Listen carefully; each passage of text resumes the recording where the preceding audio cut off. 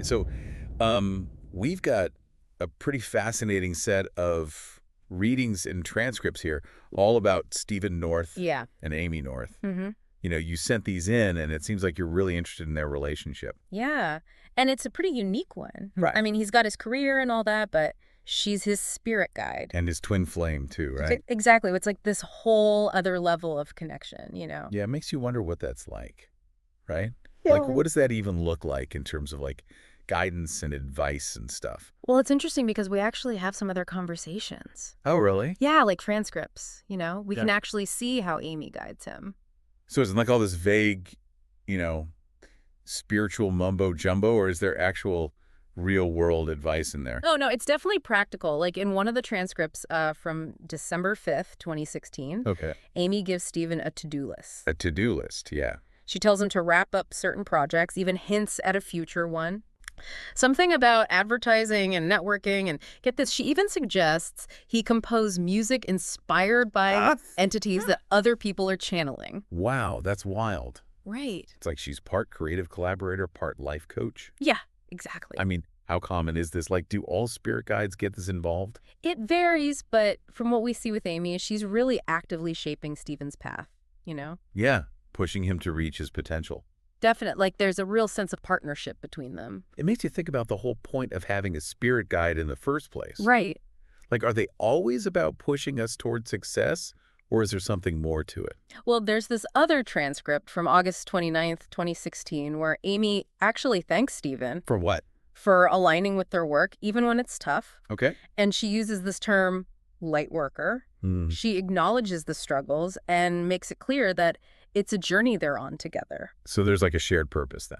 Yeah, like a mission they're both working towards. But what does that even mean, light worker? Well, it's someone who's bringing more light, more positivity into the world, you know? Right. And Amy seems really passionate about helping others find their purpose and share their gifts. Which ties into what we were talking about before, right? Yeah. Huh? Helping people reach their potential, but it's not just about individual success. It's about contributing to something bigger. Exactly. And in that same transcript, she talks about awareness. Hmm. Not just knowing your own path, but being tuned in to what's happening on a planetary level. Wow. Yeah. Okay. She even mentions music crystals, portraits, Okay. as ways to connect with the spiritual world and help people awaken. So it's almost like there are these behind-the-scenes players, Yeah. working through people like Stephen to shift the energy of the planet. That's a pretty powerful concept. It really is. And in another transcript, Amy talks about transformation. Mm-hmm. She describes it as a mix of,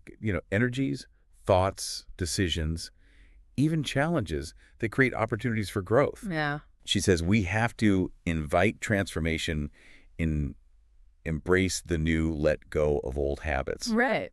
Which makes sense, right? You can't grow if you're clinging to the Oh, no, past. exactly. But how do we actually invite transformation in? Is it a choice or does it just happen? Well, she suggests that we have a role to play in our own evolution. We're Yeah. not just passengers. We actually participate in shaping our reality. So it's about aligning ourselves with the energies that support our growth and making choices that lead to transformation. Exactly. But that's not always easy, is it? Like letting go of old habits or facing our fears. Yeah, there are definitely challenges. Right. And speaking of challenges, Yeah. what about those real-world situations, like navigating relationships or achieving goals? Does Amy offer any guidance on that? Oh, absolutely. There's a transcript from January 9th, 2017, where she gives Stephen some very practical advice about agreements, Oh. specifically about being really specific when making agreements with people, especially in business. She acknowledges that even with good intentions, people forget things or get caught up in their own lives. Oh, yeah, for sure. It's like having someone with a wider perspective looking out for you, you know? Yeah, totally. Like a heads up to avoid those pitfalls. Mm-hmm. So what else does she say about navigating those human challenges, especially when it comes to achieving goals? Well, she tells him to surrender the hows and whens of his goals. Surrender. Yeah. And instead focus on the intention and trust that the universe will deliver. That's interesting because we're always told to set goals, make a plan, work hard. Right. But she's saying to surrender control. It can be a tough concept to grasp, but she's suggesting that letting go of that need to control every detail might actually be the key to manifesting our desires. Okay, so maybe it's not about giving up on your goals, but more about letting go of the rigid idea of how they should unfold. Exactly. It's about trusting the process and aligning ourselves with the universe's plan. So where does enlightenment fit into all of this? Is that something a spirit guide can help with? Definitely, Amy talks about enlightenment with Stephen, Okay. and she makes it clear that it's a personal decision, a journey, not a destination. So it's not like you just suddenly know everything and have no problems. Right. She frames it as a journey of self-discovery, understanding, and unity. Okay. She encourages him to let go of the ego, recognize the interconnectedness of all beings, and transcend his perception of self. So it's more about expanding your consciousness and connecting with something bigger than yourself? Exactly. But how does that actually happen? Is there a specific path to enlightenment? There are many paths, but Amy seems to emphasize letting go of the ego, embracing unity, and recognizing that there's always more to learn. It's a lifelong journey of evolution. Which makes me think, is this something that's happening to all of us, whether we're aware of it or not? That's a great question. Yeah. And it's one that we'll keep exploring as we dive deeper into these readings. All right, I'm ready for more. What else can you tell us about Stephen and Amy's journey? And how does it all connect to this bigger picture of spiritual growth and transformation? Well, let's look at this transcript from November 30th, 2018. Okay. Amy's giving Stephen some guidance about the new year. Mm-hmm. She tells him to focus on the bigger picture, Right. reflect on his experiences, Hmm. and not to get bogged down in the details. That's interesting because New Year's is usually when we set really specific goals. Right, but she's saying to zoom out, look at the broader themes. So it's about gaining perspective and taking time to process what we've learned. Exactly, and she also encourages him to take stock of the benefits of his travels and connections from the past year. Hmm. It's like she's reminding him that sometimes we plant seeds and we have to wait for them to grow. So patience is key.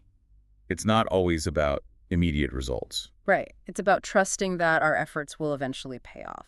But what about when those efforts don't seem to be leading to success? What happens then? Well, there's this really interesting reading from January 2nd, 2018. Okay. Another entity, Idiom, joins the conversation, Okay. and he offers his perspective on success. What does he say?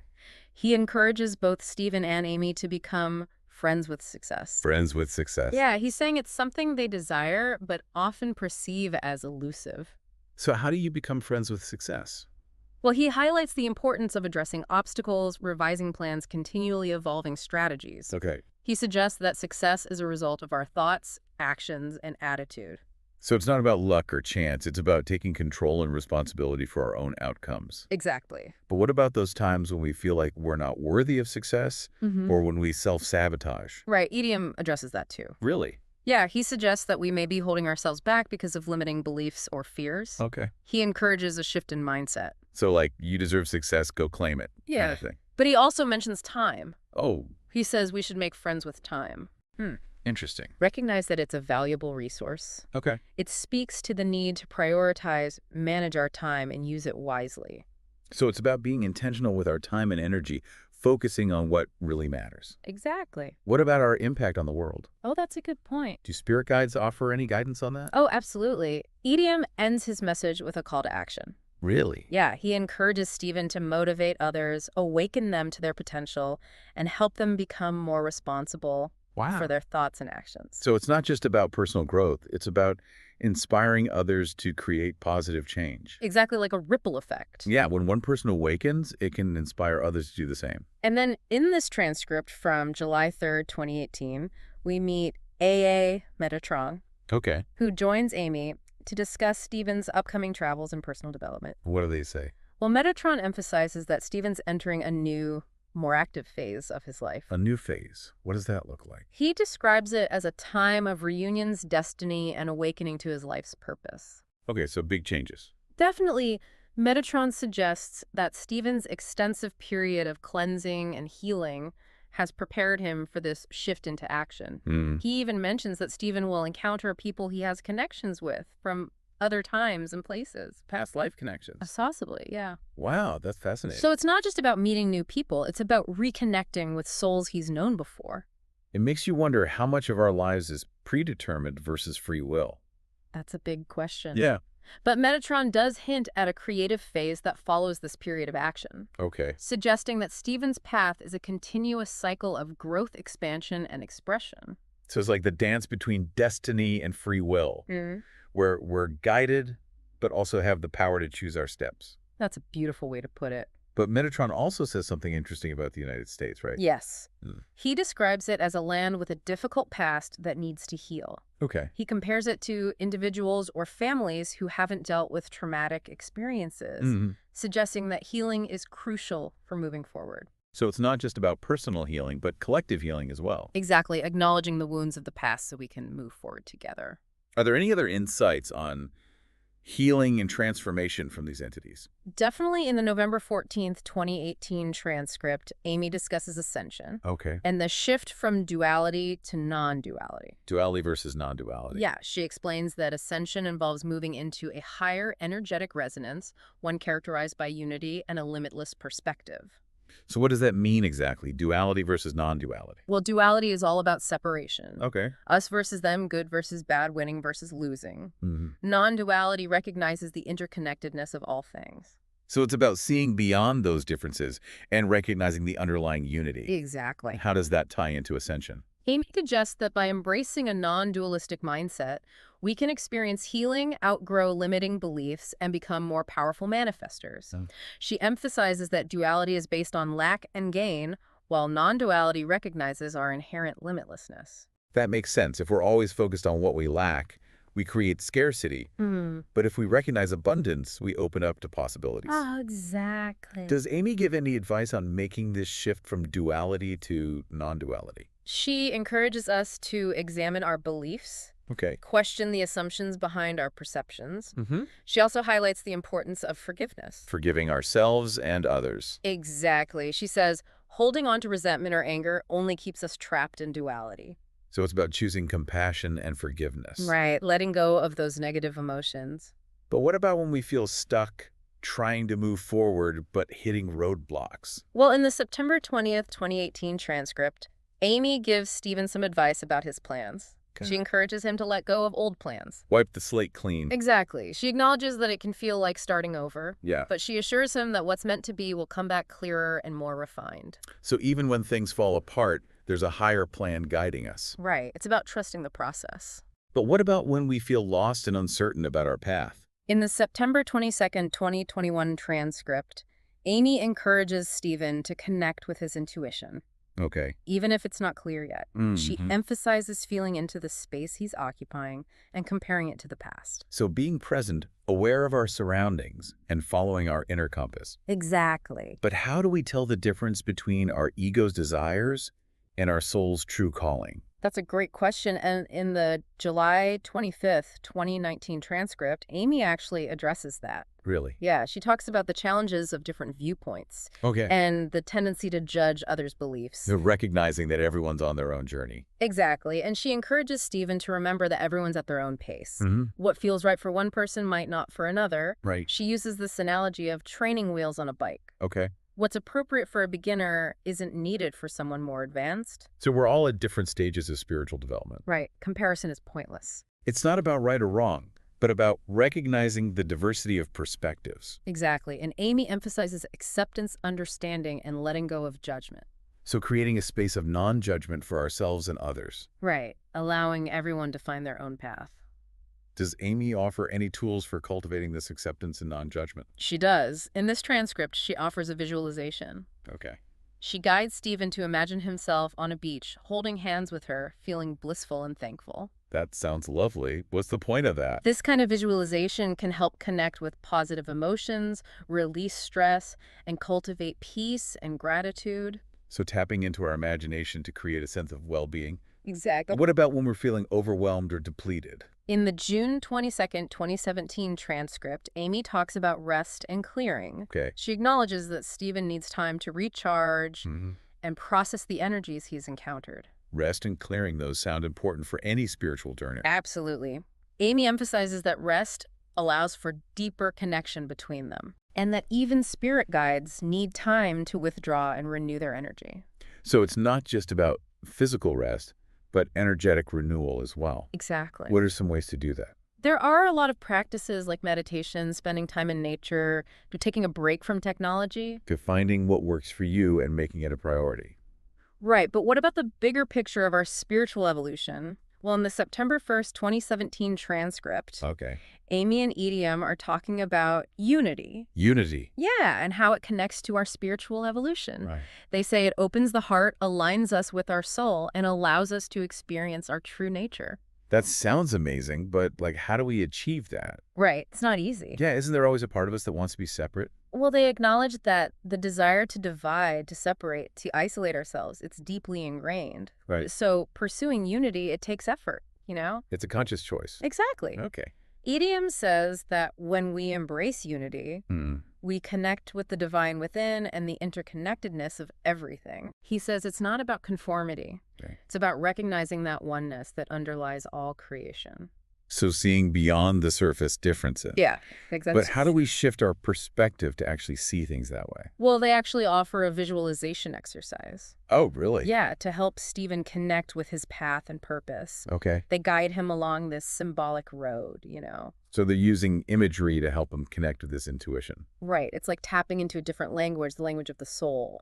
So what kind of messages does Stephen receive through this visualization? Well, in this one, they're showing him that his path is characterized by wind, Okay. which symbolizes change and movement, Mm-hmm. a smooth surface representing ease and flow, Okay. and an overall feeling of excitement. Excitement. Yeah, like he's moving in a direction that aligns with his passion and purpose. Wow, that's amazing. Right? It's like they're giving him a glimpse into his soul's journey. Yeah, and even with all this guidance and support, I imagine there are times when he feels overwhelmed, you know. Yeah, totally. But what about self-care? What do the guides say about that? Amy actually addresses that right here. Really? She stresses the importance of rest and clearing for Stephen, Okay. saying that he needs to recharge and process the energies he's encountered.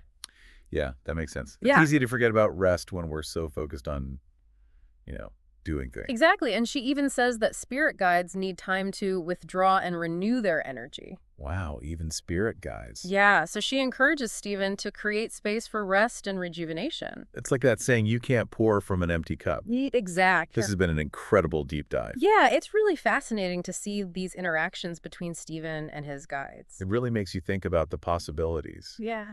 Yeah, like we all have this potential to connect with our own inner wisdom and receive guidance. Exactly. And it's not just about Stephen and Amy. Yeah. It's about all of us, Right. It's a reminder that we're not alone on this journey. We have access to guidance and support from the unseen realms. And maybe it's an invitation to explore our own connection with the spiritual realm. To trust our intuition. And to remember that we're being guided every step of the way. It's also a reminder to be grateful for what we have. And to practice forgiveness. Yeah. To let go of anything that's holding us back. Because we all have the power to create a life that's aligned with our soul's purpose. That's so inspiring. So trust the journey. And allow yourself to be guided by the light within. And if you need support, don't be afraid to ask for it. Yeah. From a friend, a mentor, your spirit guides. It's surrounded by love. And you're never truly alone. So keep exploring. Keep seeking. Keep diving deep. The answers are waiting to be discovered. That's it for this deep dive. Until next time, keep trusting the journey and keep shining your light.